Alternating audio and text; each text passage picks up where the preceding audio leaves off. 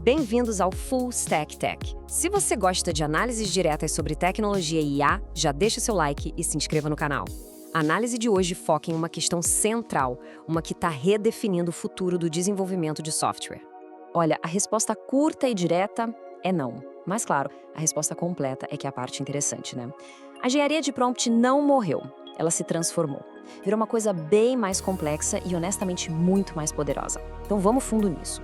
O que a gente está vendo aqui não é um fim, de jeito nenhum. É uma metamorfose. Aquela prática que em 2023 parecia quase uma arte, sabe? Aquele tal de vibe coding na base da intuição. Bom, isso evoluiu. E evoluiu para uma disciplina de engenharia mesmo, super rigorosa e com cara de indústria. Então, essa tabela aqui mostra bem essa virada de chave, né? A gente saiu de frases soltas em linguagem natural para fluxos de lógica, grafos, algo bem mais estruturado. O foco deixou de ser em achar a palavra perfeita e passou a ser em gerenciar o contexto todo, o estado do sistema. E o escopo do trabalho?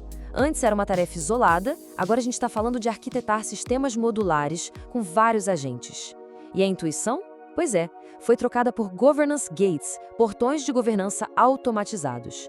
Tudo isso por um motivo simples: a gente precisava de escala, de confiabilidade e de controle de verdade. E claro, para chegar nesse nível de escala, o jeito como os modelos de IA pensam teve que evoluir. E evoluir muito, sabe? Foi preciso superar aquelas limitações do raciocínio que era baseado só e unicamente em linguagem. A base de toda essa evolução foi o tal do Chain of Thought, o COT. Aquela instrução super simples, pense passo a passo, foi um salto gigantesco. Forçou os modelos a, de certa forma, mostrar o processo de raciocínio deles. Foi revolucionário, sem dúvida.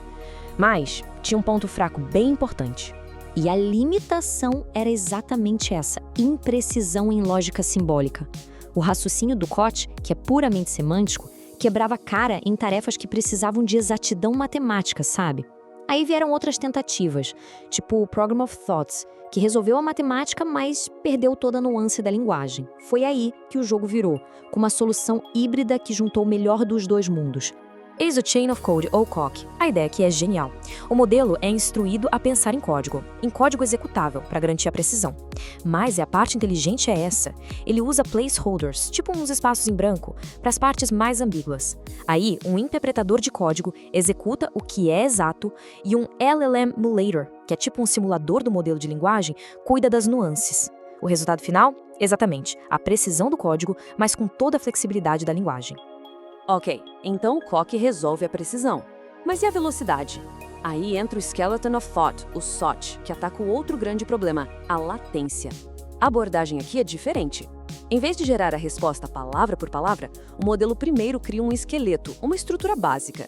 E aí vem o pulo do gato. Ele preenche as diferentes partes desse esqueleto, tudo ao mesmo tempo, em paralelo. Essa história de paralelizar acelera e muito a geração de textos mais longos. Só que, claro, isso exige uma orquestração muito bem feita. E é isso que nos leva para o próximo ponto, que é fundamental. A qualidade do que uma IA entrega, lá em 2026, vai depender muito menos das palavrinhas do prompt e muito mais da arquitetura do contexto que a gente entrega para ela. E a distinção é essa, bem direta. Engenharia de prompt, a clássica, era sobre como perguntar, escolher as palavras certas. Já a engenharia de contexto, que é o jogo de agora, foca em gerenciar tudo que o modelo vê. Os documentos, o estado do sistema, as APIs, a memória.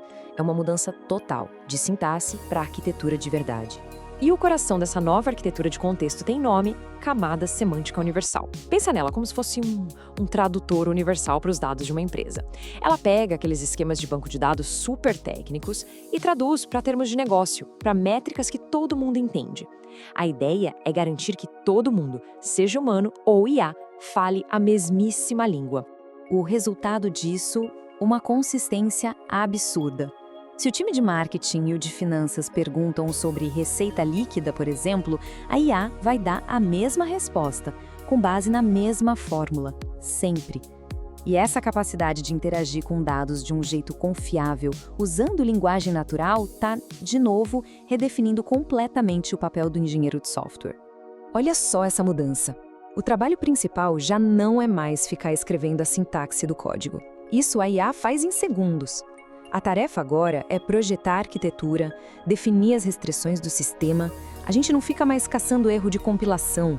Agora a gente valida o comportamento de agentes autônomos e corrige o curso quando eles derivam do objetivo, sabe? Até a documentação mudou. Virou curadoria de base de conhecimento para ensinar os agentes.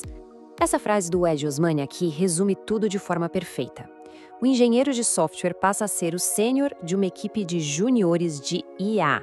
É o líder técnico, o arquiteto, que guia, que valida, que corrige o trabalho de uma equipe de programadores de IA. E a regra de ouro passa a ser uma só.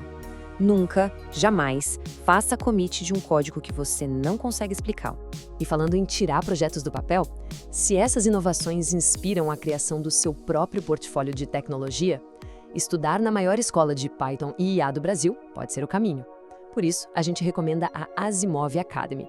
Lá é possível aprender a criar sistemas com inteligência artificial, dashboards, web apps, fazer análise de dados, automações e muito mais. É só acessar o link aqui na descrição ou apontar para o QR Code que está na tela. Bom, voltando, com essa nova dinâmica de trabalho, imagina só, agentes de IA fazendo dezenas de pull requests por dia. O principal gargalo deixa de ser a criação e passa a ser, com certeza, a governança. E para gerenciar essa força de trabalho autônoma, o System Prompts também teve que evoluir. Ele deixou de ser aquela instrução de persona, tipo, haja como um programador sênior. Agora, ele é uma especificação técnica, um documento detalhado. Ele funciona como um verdadeiro portão de governança, definindo os limites, as fronteiras onde os agentes podem atuar. Isso evita o que a gente chama de deriva arquitetural, que é quando o sistema começa a evoluir de forma caótica, sem planejamento. Para dar suporte a toda essa governança, claro, surgiram plataformas. Ferramentas como Maxime e LangSmith viraram infraestrutura crítica. Pensa nelas como os pipelines de CI/CD do desenvolvimento tradicional, só que adaptados para o mundo da IA. Elas garantem simulação em escala, observabilidade, testes de regressão, tudo isso, e ainda conformidade com padrões de mercado como SOC 2 e ISO 27001. Ok, então os sistemas evoluíram, a governança está se consolidando. O que vem depois? Qual é o próximo passo? Bom, a resposta é a automação da própria engenharia de prompt. É isso aí, bem-vindos ao conceito de metaprompting. A gente está falando de sistemas onde um prompt gera outro prompt, ou num nível ainda mais avançado, onde um sistema critica e refina as próprias instruções, de novo e de novo, para melhorar a performance sozinho. Sistemas de Adaptive Prompting já estão fazendo isso em tempo real hoje. E essa automação toda acaba movendo o foco do trabalho humano cada vez mais para cima na cadeia de valor. A gente sai do como e vai para o porquê. A tarefa deixa de ser construir e passa a ser decidir o que deve ser construído. E isso, claro, nos deixa com uma pergunta que é simplesmente fundamental para o futuro. Obrigada por assistir ao vídeo de hoje. Se esse vídeo te ajudou, não se esqueça de deixar o like e se inscrever para não perder a próxima análise. Até a próxima!